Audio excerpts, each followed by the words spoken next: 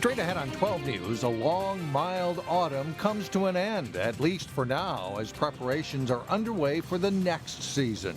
Then, the conversation about mental health resources in schools. But the things that kids need is just changing so much, and the issues that they're facing are so big that the more resources, the better. But first, a man dies more than a week after being hit by a hit-and-run driver. 12 News starts right now. Hello, everyone, and thanks for joining us. A Brooklyn Park family will spend the holidays without their loved one. A 23-year-old Seth Bennett was the victim of a hit-and-run accident. As Sonia Goins tells us, he passed away Thursday night at North Memorial Hospital. It's a Seth's baby picture when he was a month old. Old family photos remind Candy Nays of happier times. This is our first family picture. He was a year, and that's me and my sister and my mom. Seth was a brother, son, uncle, and friend to many. Yeah, not having him for Thanksgiving or Christmas is going to be so hard. On November 8th, his life took a tragic turn. That's when a driver ran a red light at County Road 81 and 71st Avenue. The driver hit Seth as he was trying to cross the highway. The motorist never stopped. We've asked you to come forward, and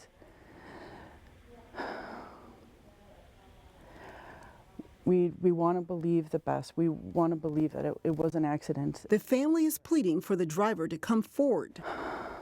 Please, we don't want vengeance. We want peace. So they can have closure. We just want peace for Seth. Seth had several broken bones and severe brain damage. Any challenges he faced, he came through it.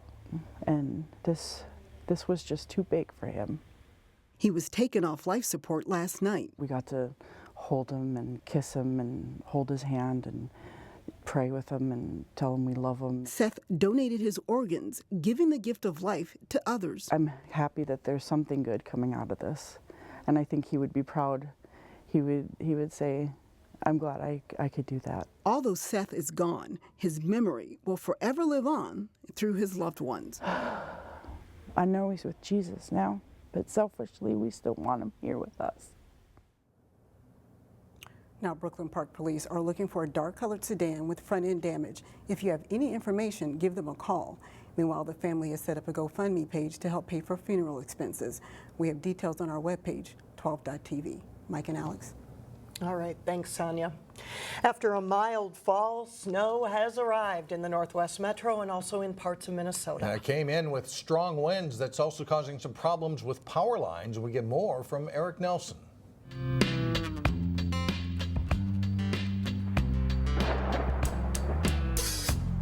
It's the perfect time of year. The winds of change are blowing in the Northwest Metro. Somewhere far away from here. A rainy morning became a winter-like afternoon. I feel fine enough, I guess. As that four-letter word snow is back in the forecast. Considering everything's a mess. Those balmy fall temps are now history. It's like a dream you try to remember, but it's gone.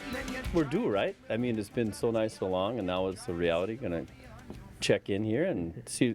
Now we have to deal with it. We're Minnesotans. At Jerry's Hardware in Maple Grove, they are stocked with snow blowers, shovels, salt, and sand. Calm before the storm is exactly right. Just in case Minnesota becomes a winter wonderland. I've been hearing reports that west of us the weather is pretty extreme. The good news, however, is we should still see green grass into next week. The next few days call for temperatures at or above freezing. This is absolutely not Snowmageddon. I think the biggest challenge with this snowstorm is the arrival time.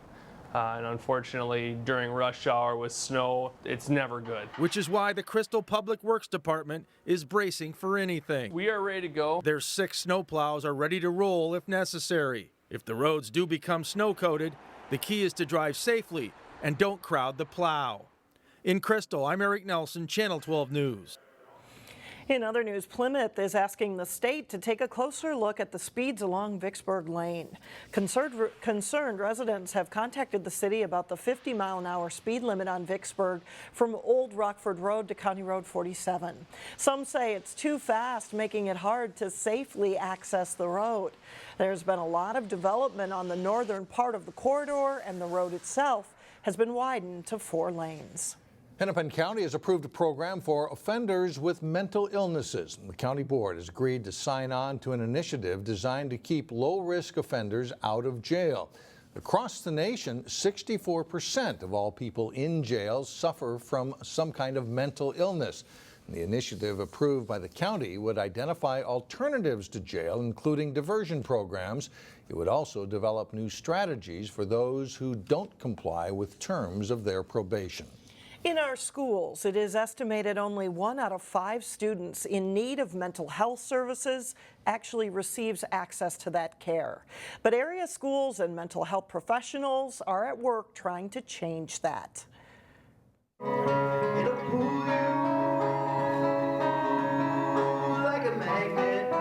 Singer-songwriter Adam Levy came to Plymouth Middle School not as the frontman of indie rock band The Honey Dogs, but instead as a heartbroken parent. My son took his life in 2012 after a 4-year struggle with mental illness. In a room full of teachers, parents, and county and state health officials, Levy set the stage for a conversation about the ongoing need for school-based mental health services. I think we have a lot of really awesome things available for our students, but the things that kids need is just changing so much, and the issues that they're facing are so big that the more resources, the better. We know that a lot of families have a hard time getting out to community-based care. There's transportation issues, there's insurance issues, there's taking off work. What we've done over the past 10, 12 years is brought the mental health services into the schools. Those school-based mental health services reach about 3,200 students in Hennepin County, but there's still gaps in student need and access, which is why the need for grant money persists. We would like to see that increase, the funding is increased so we can reach more students than we can right now. Adam Levy tells his son's story because it didn't have to end the way it did. He was a brilliant artist who was just only beginning to kind of blossom in his work after college. Coming up, it is not cheap, but school officials hope a new reading program could raise scores. And later in sports, Benilde St. Margaret's piles up the points on the way to a big football win. But first, a lot of changes ahead in your AccuWeather forecast. Disappointing reading scores in the Anoka-Hennepin School District have prompted a curriculum change. Yeah, the district approved a plan to spend several $1 million on a program called Reading Wonders. Blaine Cleveland got a first-hand look. All week long, we've been learning about buildings and what they're made of. Reading is one of the fundamental pillars of education. Why is Homes Around the World a good title? But according to district officials, only 70% of elementary students in the Anoka-Hennepin School District tested at a proficient level. We weren't happy that over the last few years they've been rather flat, and even last year our third grade reading scores were below the state average. Ralph Carlson is the principal at Oxbow Creek Elementary in Brooklyn Park. He says that rather than continuing with the status quo, we're going to reread the rest of that sentence. The district decided to make a $3.1 million transition to the Reading Wonders literacy program. We chose it last spring. I got the materials into teachers' hands in the spring before they left for the summer, and then we're implementing it this fall. First grade teacher Vanessa Perry has had a few months to get accustomed to Reading Wonders, and so far, they're already writing more, reading more. The results have been positive. So far, I find it fantastic. Based off of what we used in the past, I find it much more rigorous for the kids, and already in November, my first graders are doing what my first graders at the end of last year were doing. In the past, Perry said they used a curriculum that wasn't as rigorous. But what makes the Wonders program different is the enhanced technology component, where students use whiteboards, iPads, and Chromebooks. There's videos, there's musical songs that relate to our curriculum, so we're reaching out to students that learn in more than one way. It's a big step in the quest to help the students not only love reading, but become critical thinkers. And while they're only 3 months into the curriculum, Perry is hopeful that Reading Wonders will do wonders for her students' reading scores. It's very rigorous, and the kids are loving it and learning every single week. In Brooklyn Park, Blaine Cleveland, 12 News. Well, coming up, whether the name is Millie or Dolores, there's plenty of music on stage this weekend. We'll explain. But first, Totino, Grace, and Blaine play a thriller in the state football playoffs.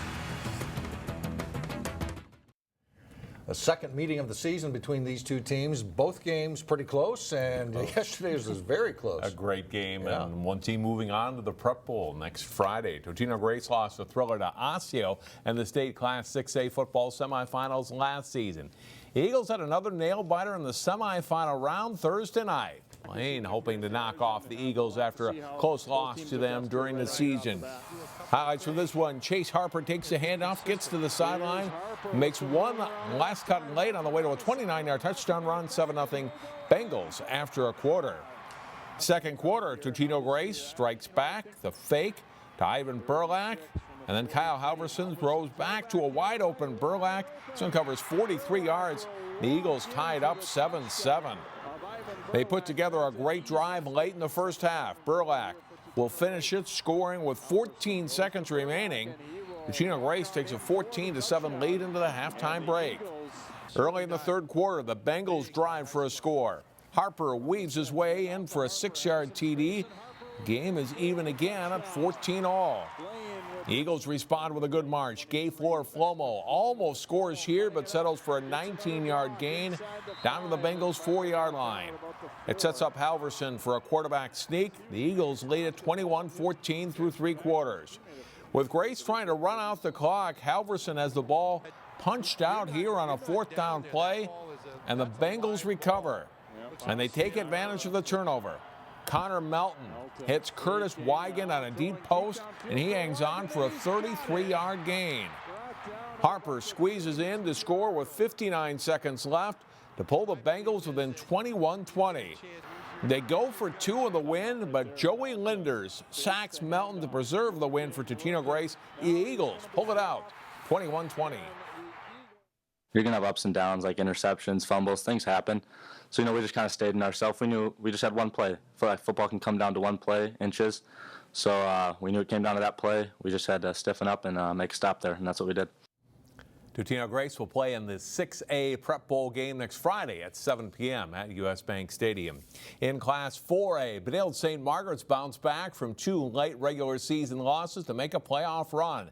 First quarter of what turns out to be a wild game against unbeaten Marshall. Marshall's Ryan Van Moore faking the reverse on the punt return.